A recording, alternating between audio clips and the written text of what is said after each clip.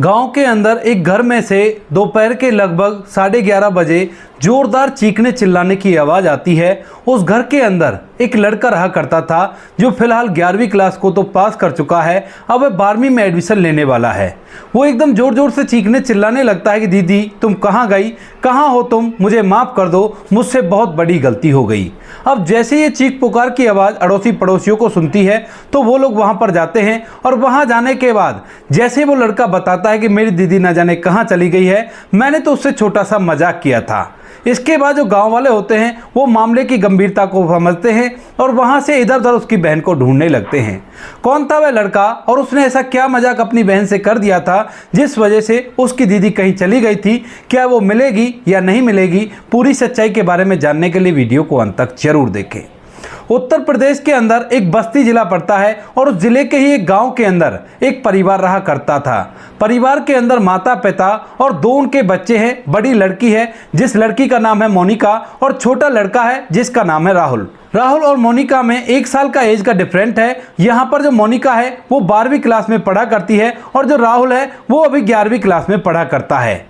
यहाँ पर परिवार के अंदर कोई भी कैसी भी दिक्कत नहीं थी। माता पिता शहर में जाकर कोई रोजगार किया करते थे और शाम के समय अपने घर लौट आया करते थे। बच्चों को अच्छे से स्कूल में पढ़ा रखा था और सभी लोग खुशियों के साथ समय व्यतीत कर रहे थे।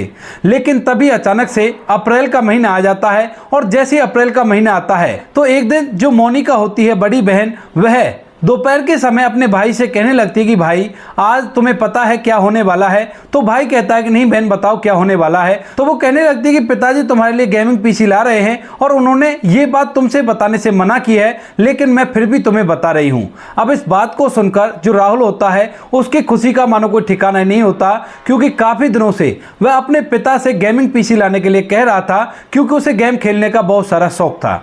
इसी वजह से जो राहुल होता है वह बड़ा ही खुश हो जाता है और अपने पिता के पास फोन करने लगता है। लेकिन तभी बहन कहती है कि नहीं उनसे इस बात को शेयर मत करना, वरना वो खामखा ही मेरे पर नाराज होंगे, क्योंकि वो तुम्हें सरप्राइज देना चाहते हैं। तो उसके बाद राहुल इस बात को तो सामने नहीं लाता है, लेकिन अपने माता पिता से फोन करके उनसे आने के टाइम के बारे में पूछने लगता है। माता पिता कहते हैं कि बेटा जिस टाइम हम रोज आया करते हैं उसी टाइम आएंगे, लेकिन राहुल उनसे जल्दी आने के लिए कहने लगता है। तो माँ बाप पूछते हैं कि क्यों बेटा, ऐसा क्या हुआ जो तुम जल्दी आ जाओ। तो उसके बाद राहुल कहने लगता है कि मम्मी पापा मेरा मन नहीं लग रहा, आप लोग जल्दी आ जाओ।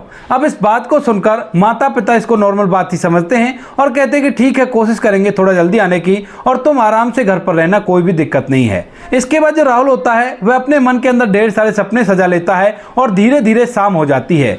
शाम के समय वह अपने माता पिता का बेसब्री से इंतजार कर रहा था, लेकिन जैसे ही वो लोग वहां से वापस लौटते हैं तो उनके पास कोई भी गेमिंग पीसी नहीं था।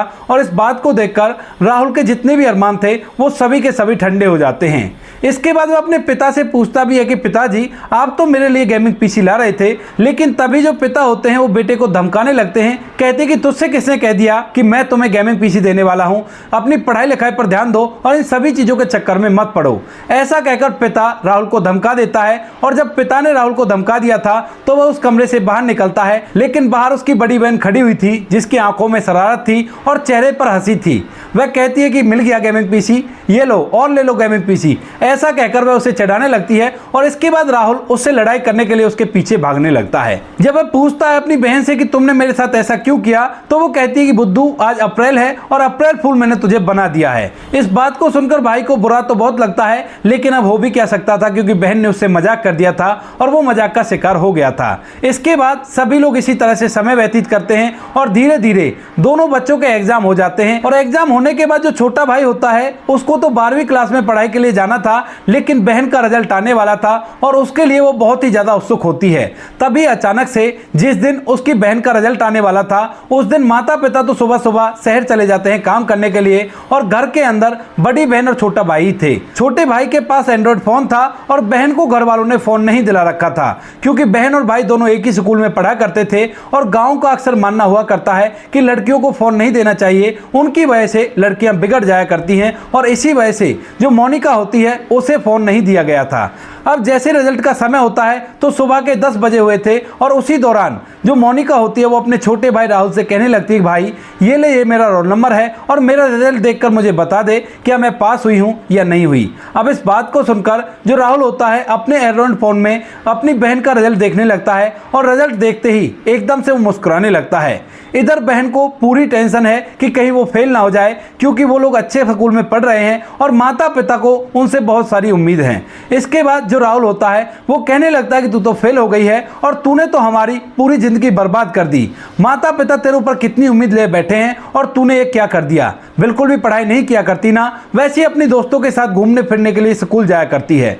ऐसा कहकर वो काफी ज्यादा सीरियस होकर अपनी बहन को धमकाने लगता है और बड़ी बहन जब इस बात को सुनती है तो एक बार तो कहती है कि भाई शायद तुझसे कोई गलती तो नहीं हो गई। तो वो कहता है कि नहीं, बिल्कुल नाम तुम्हारा ही है और पिताजी का नाम भी है, तो मुझसे कोई भी गलती नहीं हुई है और तू फेल हो गई है और अपनी गलती को छुपाने के लिए तू ये कह रही है कि मुझसे गलती हो गई। ऐसा कहकर वो उसे पूरी तरह से विश्वास दिला देता है कि सच में ही जो मोनिका है वो अपनी 12वीं क्लास में फेल हो गई है। और उसके बाद मोनिका इस बात को सुनकर काफ़ी ज़्यादा परेशान हो जाती है। वह वहाँ पर ज़्यादा कोई रिएक्ट नहीं करती है, वहाँ से सीधा अपने कमरे में चली जाती है और जो भाई होता है वह इधर उधर अपने मटर गश्ती में लग जाता है। लेकिन थोड़ी ही देर बाद जो राहुल होता है उसे भूख लगती है और इसके बाद वह अपनी बहन को आवाज़ लगाने लगता है। 2-3 बार आवाज़ लगाने के बाद भी उसकी बहन नहीं आती है, तो इसके बाद वह उसे घर के अंदर ढूंढने लगता है और जब वह उसे घर के अंदर ढूंढने पर भी नहीं मिलती है तो एकदम से उसके पैरों तले से जमीन खिसक जाती है। इसके बाद वह उस समय पर फोकस करता है जब उसने अपनी बहन से फेल होने के लिए कहा था और वह मायूस होकर वहां से अपने कमरे में चली गई थी और उसने तेजी से कमरे का दरवाजा बंद कर लिया था। तो उसे लगने लगता है कि कहीं बहन ने कोई उल्टा सीधा कदम नहीं उठा लिया हो और अगर ऐसा हो गया होगा तो मैं अपने आप को जिंदगी भर माफ नहीं करूंगा। इसी बात को सोचकर जो राहुल होता है जोर जोर से चीखने चिल्लाने लगता है और दीदी दीदी कहकर जोर जोर से आवाज लगाने लगता है कि दीदी तुम कहां चली गई, वापस आ जाओ, मुझसे गलती हो गई और आगे से मैं ऐसा कुछ भी नहीं करूंगा। अब जैसे दिन के समय में इतनी जोर जोर से राहुल अपने घर के अंदर चिल्लाता है तो गांव के अंदर अड़ोसी पड़ोसी एकत्रित हो जाते हैं और वो जैसे ही उसके घर में जाते हैं तो वहां पर राहुल पूरी तरह से विलाप कर रहा था अपनी बहन का और जोर जोर से चीख चीख कर कह रहा था कि बहन मुझसे गलती हो गई और आगे से ऐसा नहीं होगा।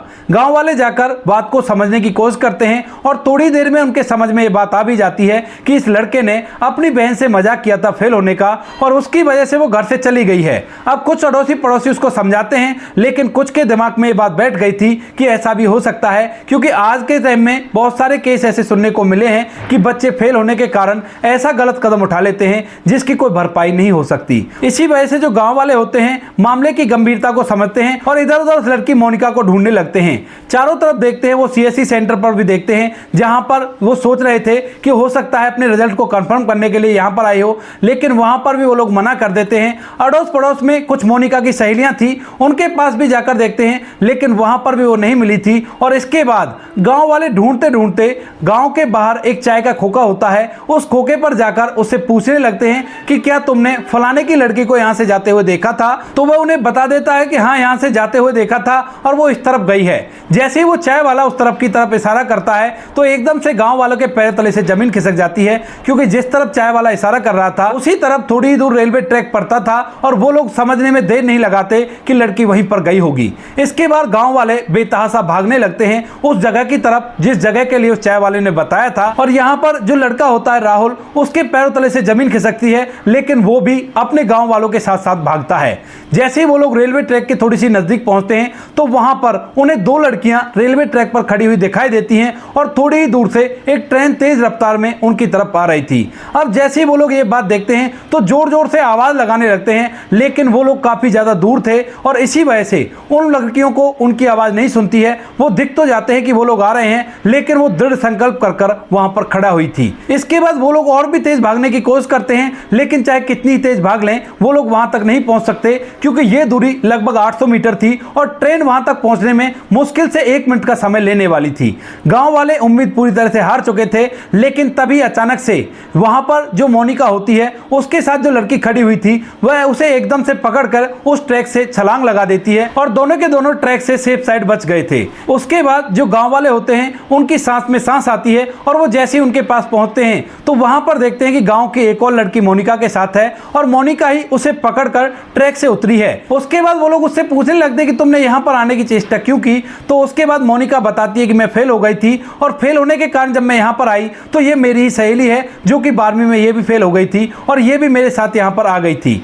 हम दोनों ने ये फैसला किया था कि हम इस तरह से जिंदगी नहीं जी सकते और इसी वजह से हम अपने आप को इस दुनिया से मिटाना चाहते थे। इस बात को सुनकर राहुल, जिसकी आंखों से आंसू सूख नहीं रहे थे, वह कहने लगता है कि बहन मैंने तो तुझसे मजाक किया था, तू पास हो गई है और तेरे अच्छे नंबर आए हैं। लेकिन मोनिका इस बात पर विश्वास नहीं करती है। तभी वहां पर गांव का एक और लड़का होता है और वह उससे कहने लगता है कि बताओ तुम्हारा रोल नंबर क्या है और मैं तुम्हारा रिजल्ट निकालता हूं। और उसके बाद वह रिजल्ट निकालकर मोनिका को दिखा देता है तो मोनिका को विश्वास हो जाता है। इसके बाद एक गांव का ही एक व्यक्ति होता है, वो कहने लगता है कि बेटा वो तो ठीक है तुम यहां पर चली गई, लेकिन जब ट्रेन सामने से आती हुई दिखाई दी तो तुमने इसे लेकर छलांग क्यों लगा दी। तो उसके बाद वो कहती है कि काका मैं डर गई थी और मेरी हिम्मत नहीं हो पा रही थी कि मैं इस चीज का सामना कर सकूं, इसी वजह से मैंने फिलहाल तो छलांग लगा दी थी और सोचा था कि कोई आसान तरीका ढूंढूंगी अपने आप को इस दुनिया से विदा करने के लिए। इसके बाद गांव वाले दोनों लड़कियों को समझाते हैं और दोनों लड़कियों को जब समझाया जाता है तो दोनों के दोनों ही वहां से वापस आ जाती हैं और एक बहुत बड़ा हादसा होने से बच जाता है। गांव वाले इस बात का ब्लेम राहुल पर भी डालते हैं, लेकिन उस लड़की को बचाने के लिए